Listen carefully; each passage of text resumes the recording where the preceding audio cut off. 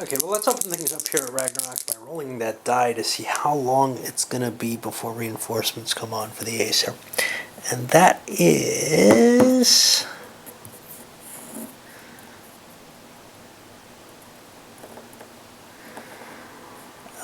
one die plus two. Now this is actually secret? No.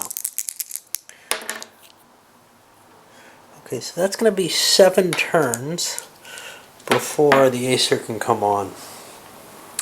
And let's see what that means. Well, for the Jotuns, they're only allowed to bring Loki, Fenrir, Herm, and the Frost Giants. So let's see, Loki, Fenrir, Herm, and the Frost Giants have to all come on first. And let's see what the check is. It's units, so the heroes don't matter. So the heroes are all going to go on, and I'm allowed to bring 4 actual units with me without any disruption. Okay, that's 1 turn, right? There's nothing else that can happen. So on to the 2nd turn, and you feel like Heimdall should be blowing a horn or something here. You know, with the kind of game it is, that's what I'd like to see, is not this being just a die roll to see how long, but that Heimdall notices them and blows this one. I don't know. Just me. Maybe it's the blood stain up here.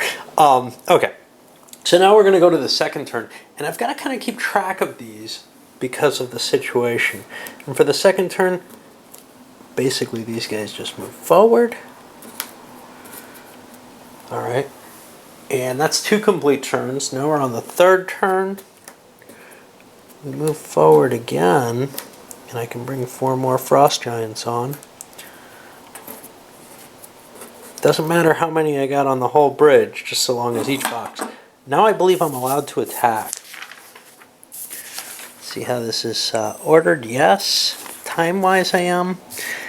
And let's see.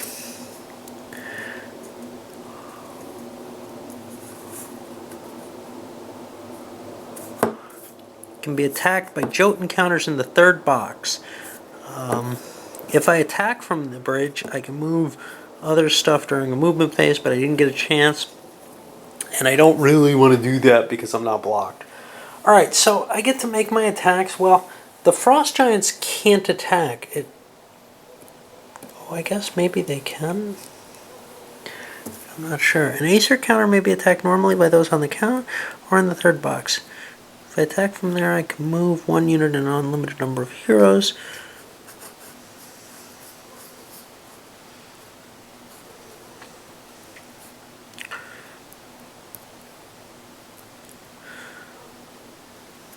Alright, well, I guess I can attack with everything, and Heimdall doesn't really get a defense here. Seems a little unfair. Well, Herm, Fenrir, I doubt that he can lunge at this range. That doesn't seem fair. Alright, let's see what happens. Loki will attack at 11. Now he gets, and I don't remember the turn number now, I'll have to calculate it, but he gets 3 dice, and he has to roll an 11 or less. He does not, so he does no harm. Fenrir, the same. 7, 8, 9, 10. Fenrir has hit, and he rolls 2 dice on the damage table. Doing a 2. He does 1 hit to Heimdall. And yes, this is not terribly exciting, is it? And Herm is also going to be attacking at 10. And he also hits. And he will do a hit to Heimdall. And now we get these Frost Giants. Oh, I brought too many. And I'll leave 1 behind because I certainly didn't intend to bring more than 4. So they have an 8, and I get 4 shots at that. There's 1 hit, which does 2 more points of damage. I need my tweezers. At least if I'm doing this one-handed. And I got 2 more swings. And those don't work. Now, Heimdall's not allowed to lead. I find it unfair that he's not allowed to attack or shoot things over onto the bridge. I think he should be allowed to. Did anybody have a bonus on Heimdall? Loki actually did, so he should have gotten a bonus. Heimdall has a +1 versus Loki. I'm going to attack Loki, and I'm going to just say you're allowed to do this. It's 13 total. He gets a hit. And he does a big hit against Loki. Okay, now I think that drops us down to 4 turns before the reinforcements come. And we get to keep going. I'll come back once we bust through that because it's not too exciting to watch the attacks. Now I'm in a sort of interesting position where I'd like to bring this in. Take a shot at Heimdall with this. Do I want to bring Fenrir in for the lunge? Because here's the thing, Heimdall's low enough now that he's almost dead. I'm not going to risk killing Fenrir over that, but I am going to move an extra Frost Giant forward in each case. This means I'm risking a Frost Giant, no big deal. I'll finish up this round now. Loki's taken some hits too, but he's not in too bad a shape. Well, the Giants have cleared Heimdall out of the way, and now it's time to start moving forward. Now, what's kind of interesting here is I've got to get up here as fast as possible. I had a lot of turns, which isn't always the case. 1, 2, 3, 4, 5.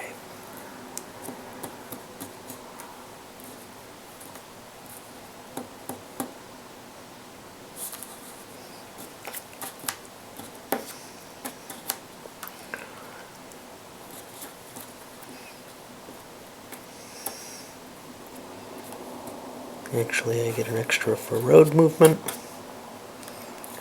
with these. I could leave Loki back here. He's not well. And he'll be healthier next turn if I do that. I'd rather raise them. They can only go up as high as their original starting value. And oh shit, I did it again. Alright, and we'll move our Frost Giants forward. And I still don't want to overload the bridge. It's too dangerous.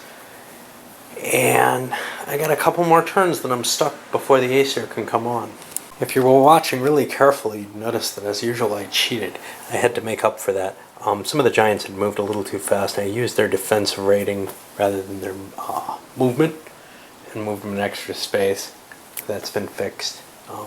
This is where I think they should be.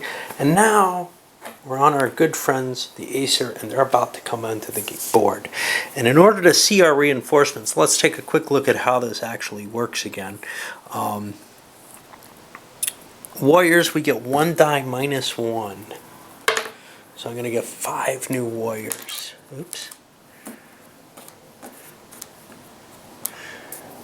Valkyrie, 1 die -2. I get 2 Valkyrie, and that's very cool. Valkyrie are awesome. And then for each of these, I'm going to roll a die, starting with Freyr. And on ones, someone comes in. No heroes. So now I can bring these guys in, and I do want to get them onto the board as quickly as possible.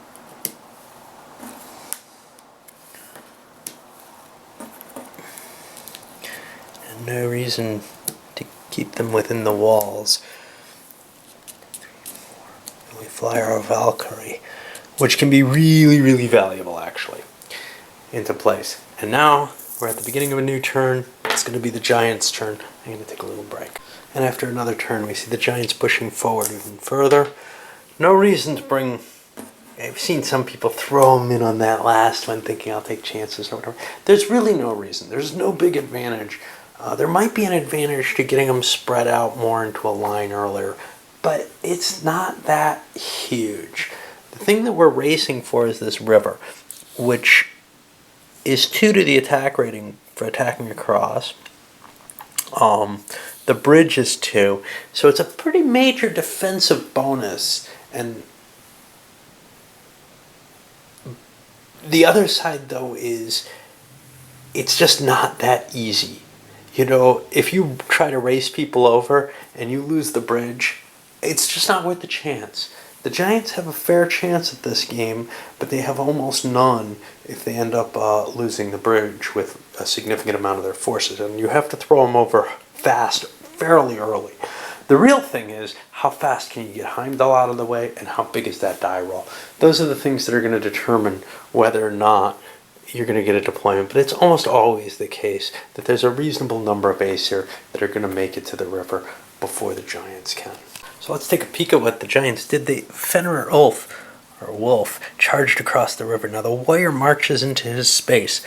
That would allow him to attack it, but he's engaged with these frost giants, and that means he's not allowed to attack Fenrir. Likewise, though, Freyr and this warrior are not allowed. Now Freyr is going to do something cool. He's going to try to cast Blinding Light, I believe, to knock Fenrir out, because Fenrir is too dangerous. We're also going to see the Valkyrie come up and make some attacks, because they're not as benefited or bonused by the river line. Okay, well, let's look at the sequence of play and see how our attacks are going to happen here. We're on the Aesir combat phase. Engaged heroes. There are no engaged heroes that can fight. But on the unengaged, Freyr can make his special blinding attack. And I think it's worth doing to hit Fenrir. Let's see how this works. This is going to be the same as Heimdall. And it costs an endurance, and it'll be 2 dice. So we'll knock him down. And it's 2 dice here on the Blinding Light against Fenrir. If I can incapacitate Fenrir, it takes him out for a turn, and that'll buy me a little bit more time. 2, it is indeed an incap. So Fenrir is incapacitated. That makes him a little easier for the Valkyrie to attack. Speaking of which, it's now the units attack. We have an engaged unit here. This Valkyrie is attacking at 10 against the Frost Giant. Not quite, he just missed. And this other one's gonna attack against Fenrir at only 7. Not great odds, but at least Fenrir probably doesn't get to attack back. Alright, now we'll be going to the next turn. And at this point, the Jotuns get their recovery phase, don't they?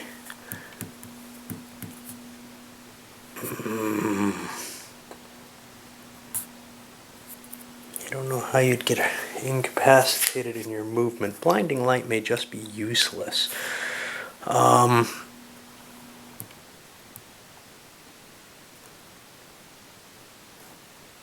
Oh, he can attempt to recover during an engaged hero segment if he's engaged against his enemy. That's what it is. A hero remains a Jotun hero incapacitated by Blinding Light automatically recovers during the next Jotun recovery phase. That means it barely does anything. He managed to do damage to Fenrir with almost no effect, which is kind of screwy. I'll come back once the movement's done, but we're going to probably see the Giants begin to try to cross the river. Okay, and now we're on the Giants' turn, and I remember thinking the Blinding Light sucked. And let's take a look at special abilities. Fenrir has the ability to lunge, and he's going to be doing that against Freyr. But let's take a look. Who's the other one here? Hrym.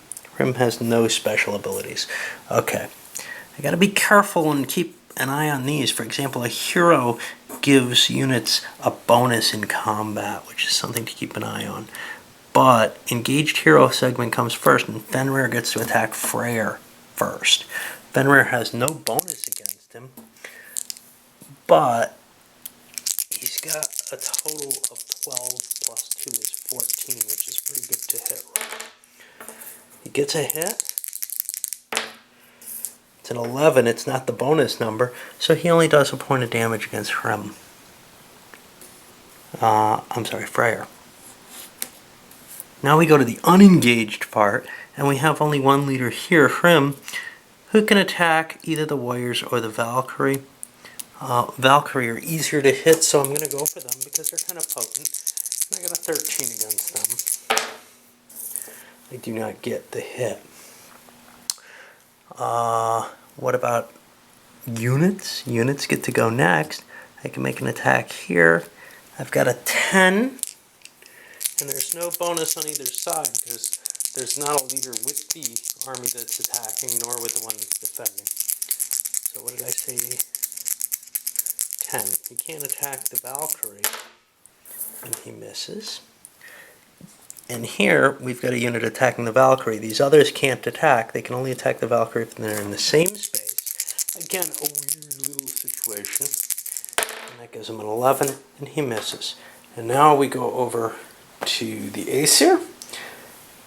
And we've got a number of heroes on the board, so things are beginning to pile up. We're going to see some slaughter definitely happening. Okay, let's open things up with the engaged hero, because again, people disengaging is painful in this game. I don't like doing it, so it almost never happens. Freyr and Tyr have both attacked Fenrir. Freyr doesn't have an advantage, Tyr doesn't have an advantage. So let's see what we got. Remember, Fenrir is, he lunged, so he's up. So Freyr has a 12 to hit him. And he does. And he does it for 3 hits. Fenrir's not happy about that. And Tyr, I think, has an 11, which he doesn't get. That's the engaged hero. Unengaged hero. Thor's going to chuck his hammer at Fenrir. Now, I believe that's an 11. But it does double damage if he hits. Fenrir's... I'm not sure if Fenrir's lunge affects the hammer. Yeah, his defense rating. So yeah, so he's a 13 against Fenrir. And that's a hit. The 9, that's 1, but it's double damage. So he does 2 to Fenrir, and that's very powerful. Who else? I think that's it for our heroes. Now, Tyr screwed up last turn. He didn't stack with a unit, so he didn't make any berserkers. This turn he stacked with a unit, and we'll see how that works. Valkyrie is going to attack here. That's going to be a 10. That's a miss. Let's take care of this Valkyrie. Again, a 10. Miss. The warrior next to him gets a 9. That's a miss. This Valkyrie's a 10. This one will be a 10. Let's go here. We've got both the warrior. Why is Hrim still here? Both the warrior and the Valkyrie. The Valkyrie is able to hit on a 7, the warrior on a 6. So we'll do them very quickly. They're in the same hex. 7, no. 6, lots and lots of die rolling here. And here, Fenrir is facing also a Valkyrie and a warrior. And that's a 5 and a 6.